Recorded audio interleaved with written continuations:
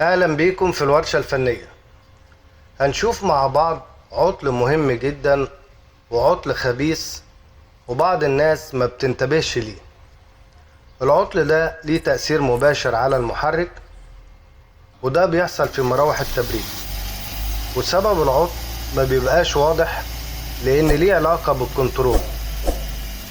شغل عربية وبعد ثواني قليلة بتلاقي مراوح التبريد اشتغلت، والمفروض ان مراوح التبريد تشتغل لما محرك السيارة يوصل لدرجة الحرارة المطلوبة.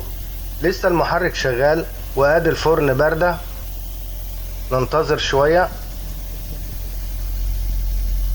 المراوح شغالة وشغالة بسرعة عالية، والمحرك لسه بارد.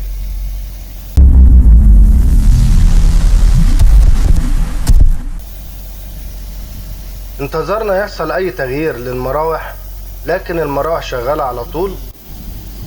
الضفيرة كان فيها شوية شغل.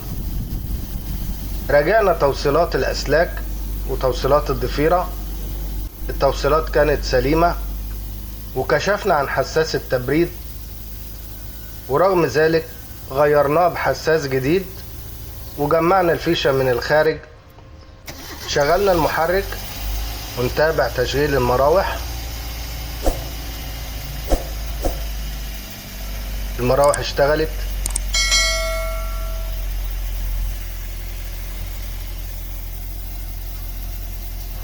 الكنترول هو الطرف الثالث للدايرة اللي بيستقبل الإشارة ويرسلها.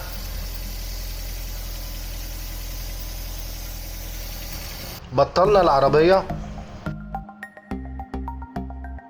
وغيرنا الكنترول ووصلنا الكنترول الجديد. نشغل المحرك ونتابع ونشوف نتيجة تغيير الكنترول.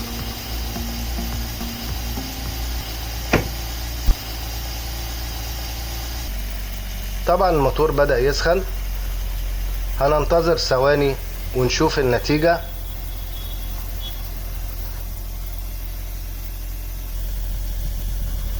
المراوح ما اشتغلتش. ننتظر شوية كمان. هنزود بنزين. تمام. انتظرنا فترة طويلة والمحرك بدأ يسخن. كده يبقى احنا ماشيين صح. هنستنى المراوح تشتغل وتفصل، يبقى كده تمام. هنزود بنزين علشان المحرك يوصل لدرجة الحرارة المطلوبة.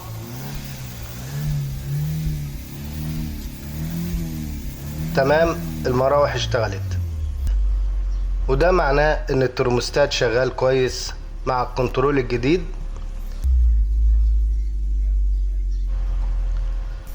هنشوف درجة الحرارة. درجة الحرارة في معدلها الطبيعي. نرجع للمراوح تاني.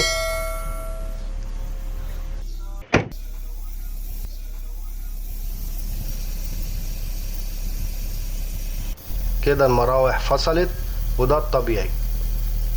المحرك لما بيوصل لدرجة الحرارة المطلوبة الترموستات بيرسل إشارة للكنترول، والكنترول بيرسل إشارة لريليه يشغل مراوح التبريد. ولما بيفصل الترموستات المراوح بتفصل.